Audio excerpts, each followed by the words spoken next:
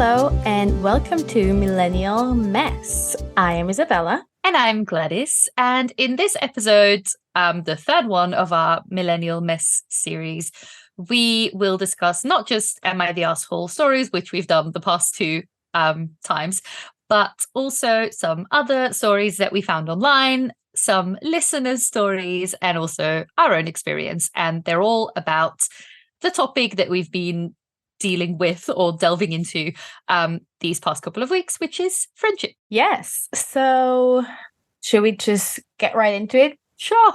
Yeah, because like last time, it's the evening and we are hungry. Seems to be a pattern. I literally have the exact same dish being prepared right now. Now I'm not doing it myself, so that helps. Yeah. But yeah. Oh God, maybe that's just we are just a millennial mess, I guess. So very fitting. Cool. Well, do you want to start with a story? Should I start with a story? Oh, I don't mind. I mean, I don't know. I can start with one, or you can start with one. I don't mind. Oh, well, I guess I start then. But you can pick what I tell you first. Would you like an Am I the Asshole story? Would you like a story from a listener? Or would you like a personal story? Ooh, well, it has to be the story from the listener. Okay. Yeah. Cool. Let me delve right into it. So, the anonymous listener sent me the following message. I went on a holiday with a friend who I've known for 5 years, and it was an absolute disaster, to the point where we didn't speak to each other for over a year. We had been on holiday pre-COVID and not had an issue, but this time we went on holiday alone, so I assume the first time pre-COVID they went within a group. This time we went on holiday alone together when COVID lockdown was just lifting around the world. So COVID passports and restrictions were still a thing, and all the vaccinations and like what's it called? That you are allowed to travel, basically. The COVID tests, Jesus. Yeah. So from the get-go, it was a nightmare. She laughed that she didn't had received her COVID passport as we went through the airport, risking me having to go on the holiday alone. When we got to our European destination, she complained about the hotel I have booked despite never wanting to help me book, and made a COVID joke in the lift in front of people when she coughed. Even at night, she moaned to me about keeping the window open because it was hot, as she was worried someone may come in through the window. We were on the 9th floor. And when I finally got to sleep, she woke me up to tell me I was snoring. So the next morning, when I called her out on some of these issues, she then proceeded to argue and tried to book an early flight home as we were trying to have a nice meal. It just goes to show that you can be very good friends with someone, but it doesn't mean you can go on holiday together. 15 months passed before I felt okay to message her again because she made me feel stupid for wanting to plan a holiday properly, from picking a nice hotel and organizing the travel to and from places, amongst the other dramas. I constantly had to mummy her on the trip, and she didn't have the self-awareness to realize she was the one causing the issues. I'm happy to be in contact with her again, but I now know where our limits of the friendship lie. We get on very well when discussing gigs, books, and going for drinks, but I'll never go on a holiday with her again. Oh, wow. Yeah. This is a very dramatic example of something that I think so many people have gone through, because that's literally the first thing I wrote was, holidays with friends, tricky, because you can get along very well, but a holiday is such a specific thing. Like, you're in this environment together and it depends on so many things, like what kind of person are you, what's your idea of the holiday, how much money are you willing to spend. Like, there is so much that can go wrong, and I've been in that situation as well, where I had really good friends, but then I also realized like, okay, but then also for me it's like I need a lot of alone time, and then also not everyone is that way. Some people are like, oh, we have to be together every minute. And then that's just something that I've realized as well can just not be a good match. But Yeah. I am very well about the window, though, to quote you a couple months or weeks ago, or the podcast that you quoted, fresh air is for dead Morbid. people. Yeah, so maybe she was a morbid fan. Maybe, but I do have to say, I live by that mantra, but if I'm on the 9th floor, I feel quite safe. Oh yeah, if I'm on holiday, my window is wide open. Yeah. I I even leave my window open where I live now, and I'm not that high up, but I'm high enough for someone to not being able to jump up unless they're Edward Cullen. well, I mean, I do want to shout her out for calling the friend out on this, because I have definitely been in situations where I didn't do that, and I just, because I didn't want to like bring the mood down, or I was just scared that it would turn into something, which in this case it did as well, because I can't believe how dramatic her reaction was. Being like, trying to book a flight home. Yeah. It's so rude.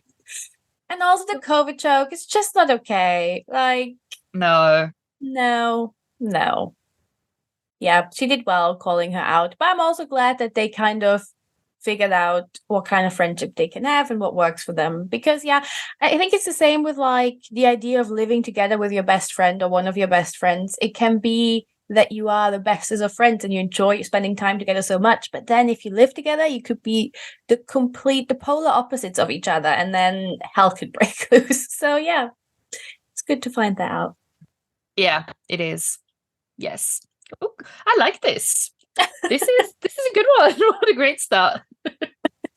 Cool. Now I guess it's your turn, so hit me. Okay, so I found a story online that's very short, but I did like it because, and I was just scandalized reading this. So it's not an "Am I the asshole" story, and I think this person, well, this man reacted perfectly, I think.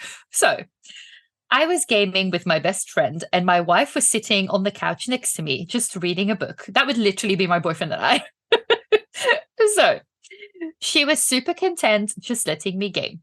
She wanted to spend time with me. Cute.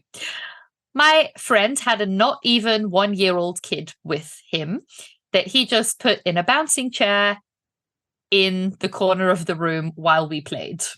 So it's like these two friends gaming, the baby somewhere in the chair, and the wife is reading.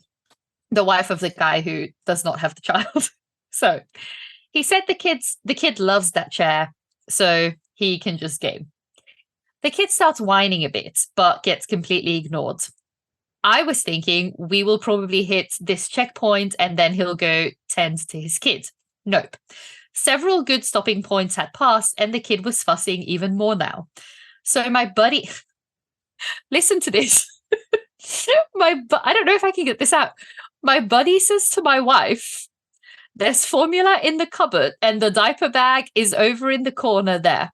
He's probably just hungry and has a poopy diaper if you want to feed and change him." I looked at this guy like he had just No. I looked at this guy like he had just slapped her, turned my game off and said, "How about instead of asking my wife to do it, you put down your game and take care of your own child?" A bit of a harsh response, no. But he looked so butthurt that I just told him to take care of his child instead of game all day.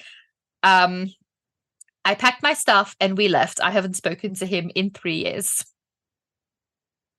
In 3 years? Yeah. Because he told the father to be a father to his child. Can you imagine?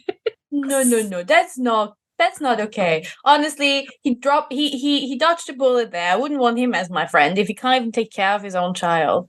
And has the audacity to be such a man pig to ask the one and only woman in the room to do that job. No. Who was also doing something. She was reading, and even if, like, that doesn't matter. But, like, Yeah. I mean, I know that men have the audacity, unrightfully. But this is a lot. But yeah, this man, this was the perfect, actually, we don't know if this is a man, but I assume it was a man. But yeah, well, kind of like the tone and the dynamic and everything kind of makes me think it was two men and a woman. But well done to him, I will say. Well done. Yeah, well done. Good buddy. Well, not anymore. Yeah. Oh, God. I like that one. Okay. I guess I'm going in with an Am I the Asshole story. You go in. Let me see which one. I'm not telling the title, as always, because it kind of gives a lot away. So, I have a friend, Victoria, 30, female, who I love dearly, but she has a quirk that I cannot stand.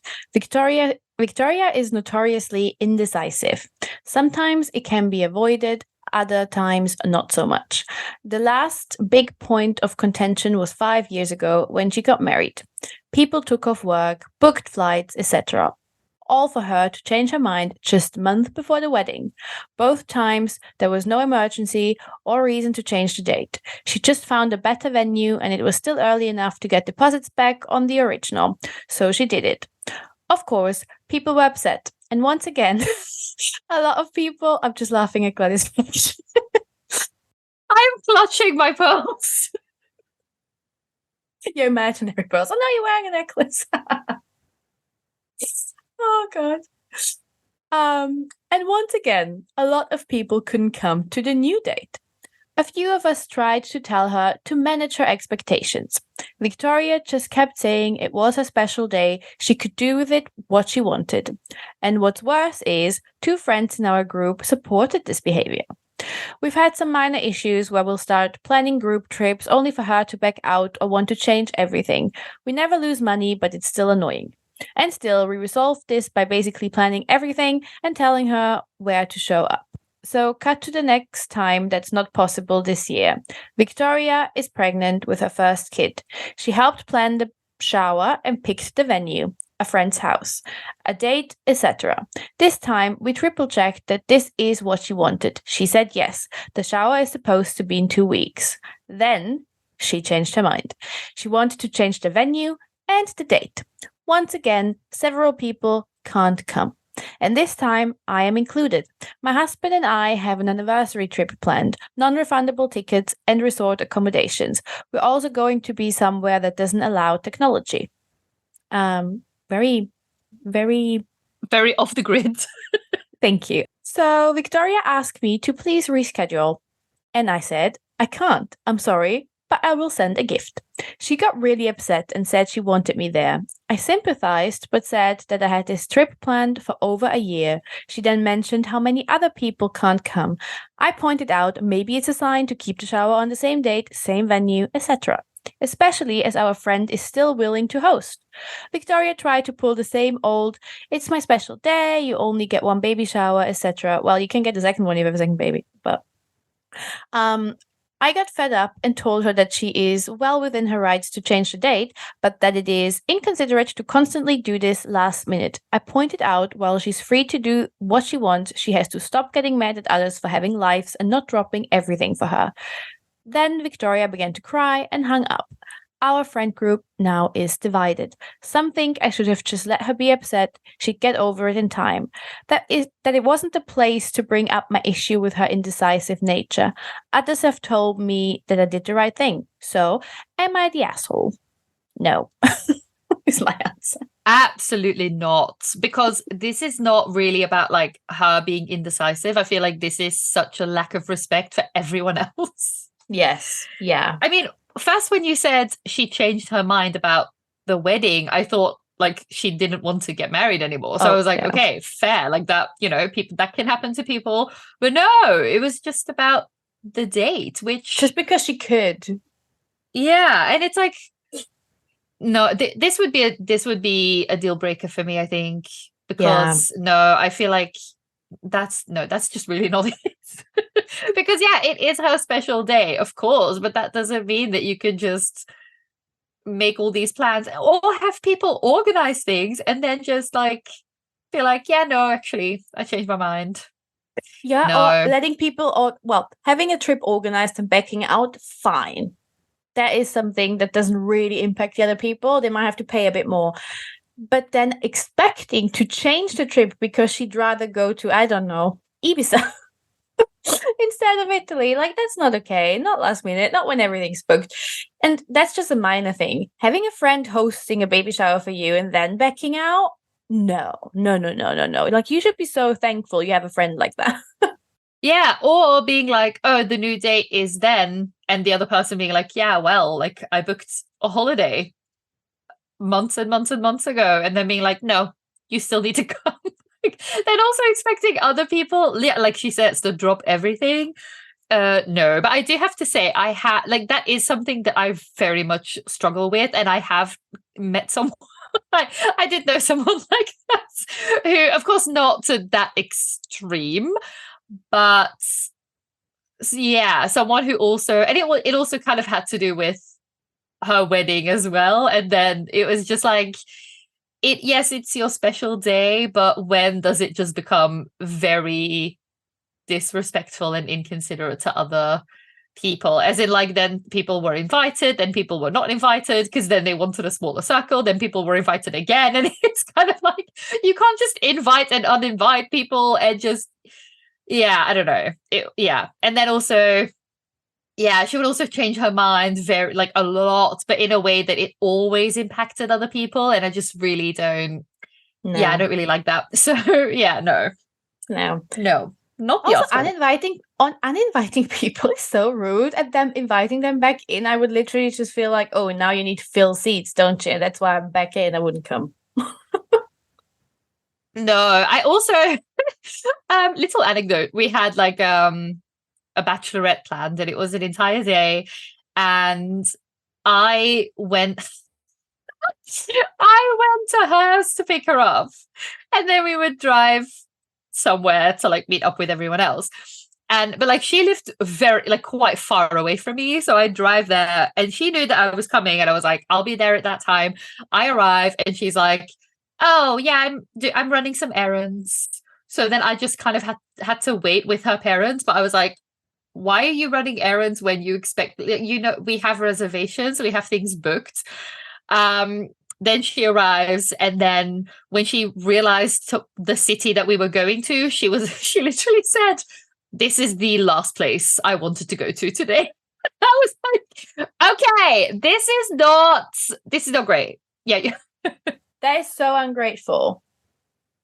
So I ungrateful. know it was, yeah, I don't know, it was not the best. And I get that you're under a lot of pressure, but like we paid a good amount of money to organize that day. Yeah, don't be a So yeah. brat. No, no. So yeah, that kind of reminded me of this, but that story is worse. So yeah.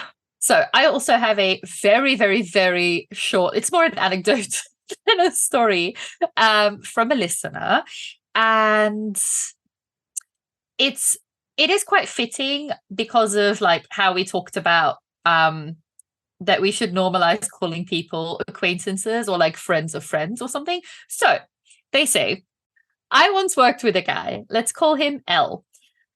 I had worked with him for nearly 2 years at the time. We had been friendly, but I didn't consider us friends. We never met up outside of work, and we never messaged each other unless it was to swap a shift. One day during conversation, I jokingly called him an acquaintance, which in my mind is one step above a coworker. I later found out that he was so hurt by it that he considered quitting. Yeah. So apparently, and then I think then there was a conversation where that guy was like, yeah, that just really, really, really upset me. And why am I even, like, maybe I should just not be here anymore. Yeah. He wanted to quit his job over this. This is a bit much. He probably felt, I don't know, maybe felt very excluded or something. Oh, I mean, I feel I sorry don't that he know. felt like that, but also it's a big extreme to wanting to leave your work that you need to pay your bills. Unless he was just working for fun and I to make know. friends. But I oh, know. It is quite an extreme reaction. It yeah, but is. then if you see someone literally just at work and you don't really have, like, I would say an acquaintance, I actually agree. I think an acquaintance is a bit higher than a co-worker because Yeah, but yeah. that's exactly the point that we've been trying to make for the past two Yeah. weeks. That like there is nothing wrong with saying or with not considering someone a friend. Yeah. I don't know. I just, yeah. I don't know. I'm the opposite because I find it weird when people have started a new job a week ago and then they're like, oh, I've made friends already. No, you have not. You have not. Like we said last week, it takes 200 hours of investment before you're friends. Exactly. Oh, well, I hope he's all right now. Yes. Hope he has some friends. Yeah. Well, I got one more MIDSL story and then a nicer one, a personal one. Okay. But I think I'll save the nice one for the end, and I'm gonna go in with the next asshole question. Okay. I think in this case, I'm actually gonna say the title. So it's not like a catchy title, but it doesn't. Well, I'm just gonna go into it. So, am I the asshole for breaking up with a friend after 25 years of friendship? That's a long time. Okay. That's a very long time. Very long time. Longer than most marriages. I am 30. She is 29. We've been friends since we were children. She lives in another city, in another state, so we see each other when we can. The last 2 times I saw her were extremely awkward. She didn't ask anything about my life, completely ignored my fiance, in brackets, we were at dinner, and she wanted to just sit and gossip about her friends. Well, are they her friends though if they gossip about them? Anyway, she has always been a bit self-absorbed, but she has become much more shallow in the past 5 years or so, and I feel like that we have grown apart as people. The next time I saw her, she came over, and the same thing happened. She ignored my fiance, only spoke to me, and only wanted to talk about her life. She didn't ask about mine, didn't engage with me on anything, and I wasn't asking, didn't engage with me on anything, and if I wasn't asking her questions about her life, she just sat quietly, and it was very awkward.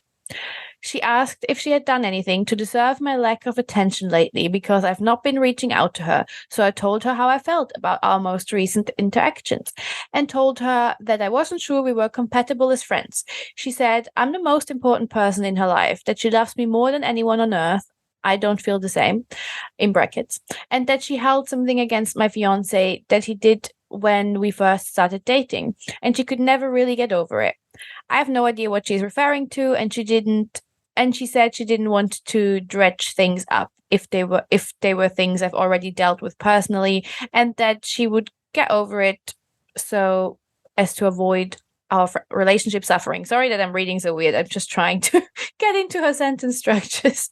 She has always needed me so much more than I needed her, and it makes me feel like the asshole because I don't have the same attachment to her.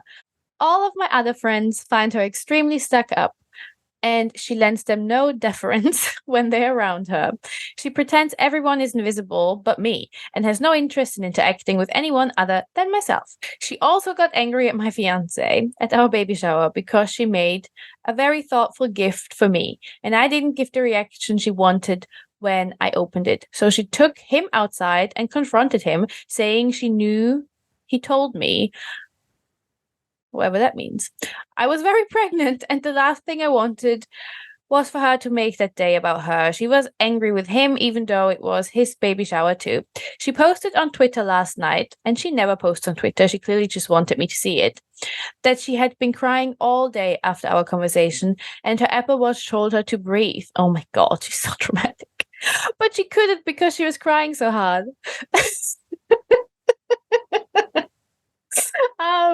It feels like emotional manipulation and guilt tripping, and it worked. I couldn't sleep after reading that. She's been really considerate of me at times. When I was broke, she bought groceries for me and had them delivered to my house. She randomly sent me flowers once. She's not a bad person, which is why this is so difficult, and I feel so guilty. So am I the asshole for ending our friendship? Oh no. Get out there, Jesus Christ. Yeah, I mean, this is kind of what we discussed last time. In this case, she was honest and she told her how she felt. Which I think, yeah, we had a whole conversation about what to do in situations like this. Exactly, where people have very good qualities and are very nice sometimes and really help you out and everything. But then there's also just a couple of things about them that you just can't really deal with. The tweet, I cannot. I cannot with the Apple Watch. That is the most dramatic. Imagine being a grown-ass woman and That woman is 29. writing something like that. Oh God. Okay. No. It did remind me of one thing, and like it really has nothing to do with the story, but about the anecdote, like, the thing she remembered from the boyfriend or the husband when they started dating. That did remind me. Like, we don't know what the case is here or anything, but that is something between friends, though, that it's like people in relationships sometimes tell their friends all of the things that their partners do, and then they make up, but they kind of forget that that friend does not have the same emotional attachment to your partner, and that they will remember, like, you know, if you tell me horrible things about your partner because you know, in like very abusive relationships or whatever, and then you guys make up, like, I will forever see that person as the one who did that. Like, people don't forget that, and then sometimes the person in the relationship is then surprised, like, why do you not want to hang out with him? Like, what's the problem? That is such a good point. That is a really good point. But yeah, that is true. I mean, there's no makeup whatever happening with the friend and the partner. No, there's not. No.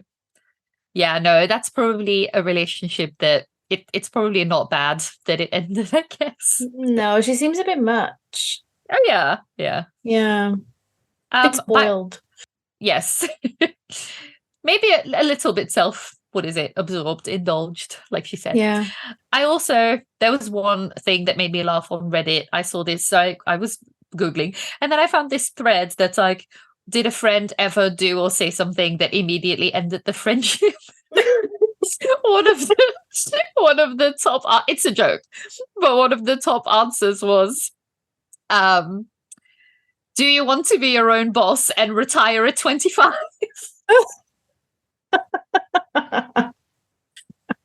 And like, people I know have gotten that message. Literally, people, they like ex-classmates. It's like there's so many memes as well about like ex-classmates reaching out to you to join an MLM scheme. Oh my God. Like, I have. Don't tell me you have. Don't tell me.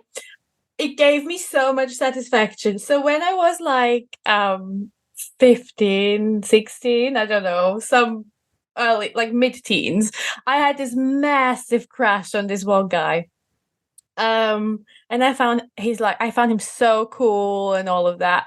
And like, I really had a crush on him. And now, like, I think a year ago, maybe, actually, let me open my Instagram. Maybe it's like a year ago or so, I got a voice note from this person on my Instagram. And you hadn't spoken in years. I've never really spoken with this person. He sent you a voice note. Well, okay. So I've spoken with this person when I was younger, and we had like little makeouts once at the prom. Who sent someone a voice note out of nowhere? Well, someone who has a pyramid scheme. Okay, I can't find the messages anymore, but basically, he just asked me. He told me that I look like I'm doing a lot of sports and whatever, and I was like, where's this going? And then he said if I want to join, not if I want to join, he told me that he's selling like some protein powder kind of stuff, and he thinks I would be good to help him sell that, basically. And I was just like, nah, I'm living in the UK, bye. But somehow I felt a little piece of satisfaction because he didn't do anything bad. I was just a petty teenager, but still, I don't know. I know. I 100% get that. Oh God, yeah, that was funny. I don't know anyone who joined an MLM. Kind of a shame, but okay. Well, no, I mean, it's good. It means you're in a safe space. Yeah. Do you have another story? I mean, I have a very positive one from my boyfriend. Ooh. Actually, just his, like, his story about him and his best friend, which I just think is so Aw. cute. So basically, his best friend is also his cousin. So they grew up together, they spent their entire lives together, and they are both nerds. So they grew up together, like being obsessed with Doctor Who is like a big show for them. That it was like a tradition that they watched it every, I think it's Christmas Day. Yeah, they watched it like every Christmas Day as children. And they were just, massive fans of Marvel and like all of those things. And I don't want to, I'll stop there because I don't want to say anything wrong because I don't know any of this. So basically they grow up and his cousin gets like an internship at MTV and everything. And he is now a TikToker and like he's quite big on social media. So he interviews literally like all of their childhood heroes, like Harrison Ford. He interviewed Idris Elba as well, which makes me feel some type of way. And then there's now a Doctor Who podcast because there's like a new season coming, and he is one of the hosts. And so now Russell T Davies, who's like the writer or the one who joined in, I think, 2005 and did like the whole kind of like who wrote the newer seasons. Now he follows him and everything. So it's just like, and I think about that so often, like imagine that, like imagine growing up as two children, just massive fans of all of these people who then one of you just knows, and that's just their full-time job. And he is so supportive of him. Like, he's his biggest hype guy. Like, he's so supportive. Even though, like, that, there must be that little part of you that's like, damn it. But yeah, I don't know. He's just so supportive. And I just think that's very sweet. And like how that can be, how you can just genuinely be such good friends that you just only want the best for each other. And I think that's just such a nice example. That is so nice. Every sitcom would make that a bromance. Right. Yeah. Oh, but that is so nice. I love it. I And know. well done on his cousin. Jesus Christ, that is so cool. I know. It's very cool. It's really cool. I'm so jealous. Actually, and I should have said this before, I want to shout out my cousin because I know he's listening to the podcast, and this just reminded me, like, we also grew up together, and we were like really good friends and besties as children, and we're still friends, of course. And he's like I mentioned that friend last time where I said, are we even friends or are we sisters? He's on the same level because even when we don't have much contact, I think it's always nice as soon as we get the chance to catch up. And I just thought he deserves that shout out. But before I'm getting too cheesy, actually, the next story is also cheesy. Well, that's nice. I mean, we had two quite intense and very like direct episodes, where we also just you mean the last two episodes, not stories. So we can end on a positive note. Why not? Yeah, we can do some highs sometimes, we don't always have to be nasty. We don't always have to be what's the something Nelly. Negative Nancy. Negative now. Yeah. Oh, Nancy's negative Nancy. Anyway, I'm just gonna get into it. So this one I didn't write down. So let's see what my brain can scrabble together. Okay, so most of my friends I kind of either met in kindergarten, school, or they're my relatives. But I have one friend that I made during university, and we're still really close. And I really like thinking back to how we became close friends because, I don't know, it's just like a nice little, I don't know, it could be part of a movie, I think. So basically, we met through a uni project. We had to get together in pairs and organize, it was like an event, cultural event organization class. It was really cool, actually. We had to find artists, and we had several groups, and each group had to find an artist, and we had to come up with this whole installation of different art projects in an event. And it wasn't just a project where we get together once and do a presentation. Like we had to meet up several times and communicate quite a lot. And I get attached like a baby duck.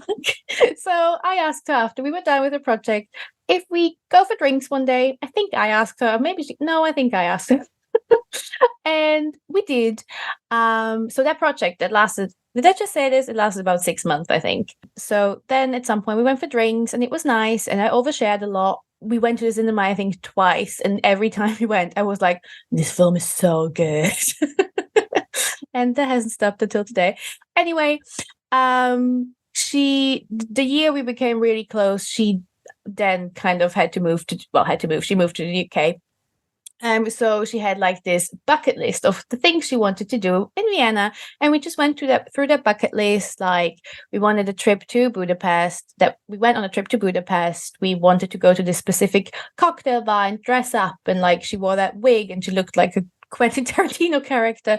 And there was this one really cheesy day where I baked a bread. Is baked the right past?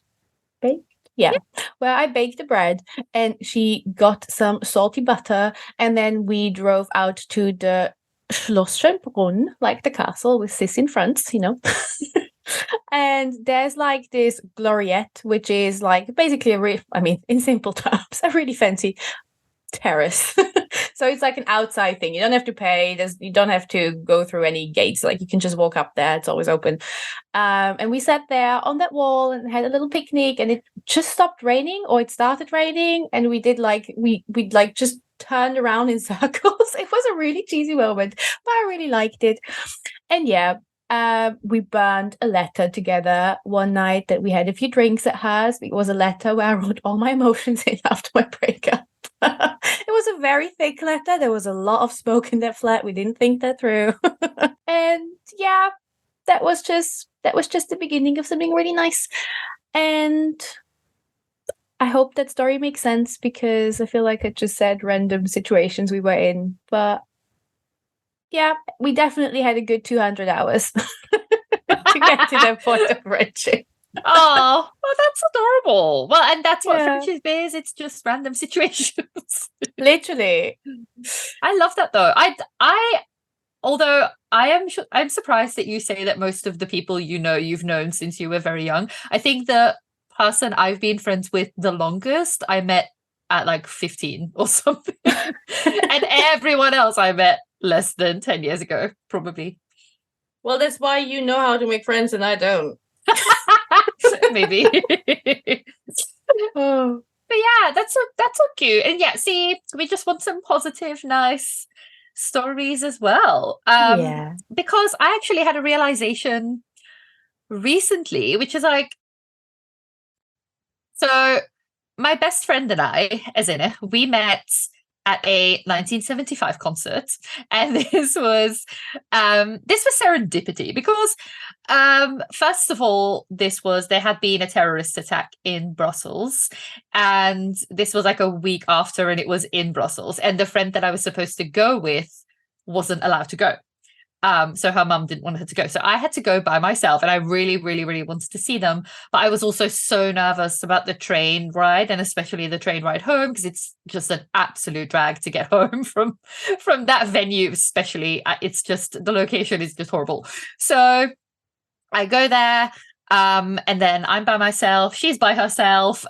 She has videos where I'm dancing in the video that she made. So we were kind of standing next to each other. We were both like kind of in the back because we kind of prefer that. And then on the tube, so on that tram rides to the station, because you have to take a tram from the venue to the station. And so she's standing next to me all of a sudden. And I noticed that her eyeliner looks super nice. And I decided to do something that I basically never do, which is say something and compliment her. So I was like, I really like your eyeliner. She replied, well, I said it in English because I assumed it's Brussels. She's probably French speaking. She replies in English. And I could have, of course, said it in French, but nobody wants that. So we start talking in English, and then it turns out that she's Dutch. And not only is she Dutch, she basically lives around the corner from me in Antwerp. So we spent that train ride home together. And it was the funniest thing because that during that time, that was when I became when I became a big One Direction fan. And I was very late to that party because I basically became a fan right before they went on their 18-month hiatus because all men do is lie. But anyway, let me not get into that. So we were on that train together, and this was when I was reading a lot of One Direction fan fiction. I will also not get into that, but we both kind of tried to like test the waters a bit. So the conversation started as like, yeah, there's like some other bands that I like, but I mean, if One Direction, I guess, like, why not? And we were both acting so casual, like massively downplaying how obsessed we were, like both of us. And then at some point it got to like, there's people who like write these stories. Like, I can't remember exactly what it's called, but like fan fiction or something like that. Oh my God. Literally by the end of that train ride, both of us were like, have you read that one where he's an escort and then he hires him and then they do this together? And that was it. And we were friends. Yeah, and then I mean another one of my best friends, Tim, we met at Disneyland, which was also just a very like a massive coincidence that this happened. And then another friend of mine, Jonas, we met at this play and he asked me for a lighter and I gave him a lighter and we spoke for like 5 seconds. And literally the next year, because this was like a school play, the next year I went there again to my school because it was my old secondary school. And I remember thinking that day, like I swear to God, I remember thinking, oh, I wonder if that guy will be there. And he was there. And then that night we went for drinks. And so the realization I came to was that I always said, like, why do I never have these meet cutes? Like, why do I never meet a romantic partner in that movie cute kind of way? But I realized I do meet people that way. It's just my best friends. But I have met people in those ways. That's so nice. I love it. Oh. Yeah. Well, our friendship started on a lie. Oh my God. That is the stuff that happens when I just get into an awkward situation. You have to tell this story. So as we mentioned in our, I don't know which number that episode was. It was like the shit show episode where we talk about how we worked for the same where we talk about how our first job in the UK was at the same company. And as we mentioned there as well, our first working day wasn't in an office. We had to fly to Luxembourg. And that means we were obviously all booked onto the same plane. But we got an email like the evening or like a week or so before the flight. And obviously all the other names of the people who started the new job were in there. So I actually looked everyone up that I could find and I found Gladys. But so that's we were at the airport and it was London City Airport, such a small airport. And I actually saw her. But then I acted like I've never seen her before when we arrived in Luxembourg. And I think we even had conversations about how you saw me. Yeah, well, I saw you that day in your red blazer that your mum told you to buy to look professional. I remember that as well. She bought me the blazer. She was like, you need some grown-up clothes. Yeah, and I had looked you up as well. And I quite early on told you that because I was just like, why not? Everyone does it. So I was like, yeah, I looked at your Instagram. I looked at your pictures and you were like, oh my God, really? Oh, no, I did not. I did not. Literally a year, not literally a year later, she tells me that she knew exactly who I was as well. It just sat on my chest for so long and I felt like it's time to share that with you. And I just don't know how it happened, but I just got in that situation and I just kept going. It was one of the lies that I've kept the longest ever, really. I don't know why. It was when we went to that Prince and David Bowie party and we were outside. Yeah, I remember when I told you that. Oh, that's funny.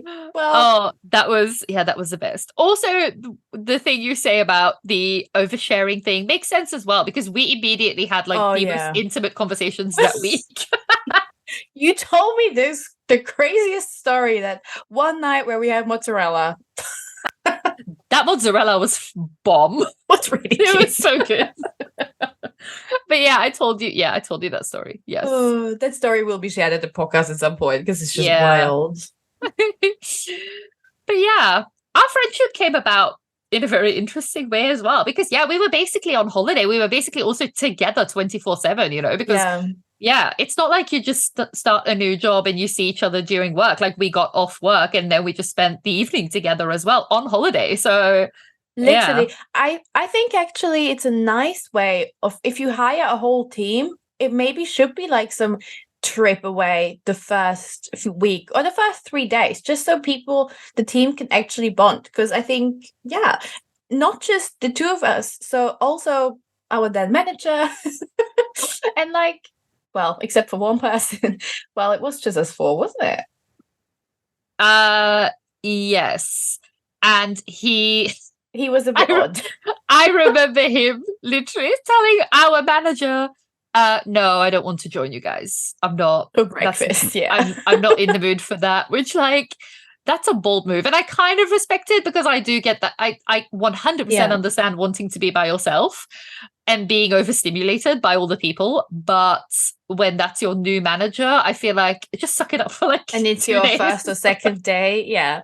No, but I kind of enjoyed the trip a lot. I don't know. It was just cool. And I even really liked our manager, because it really felt like, yes, this is going to be great. We can talk about everything. And then it just went downhill.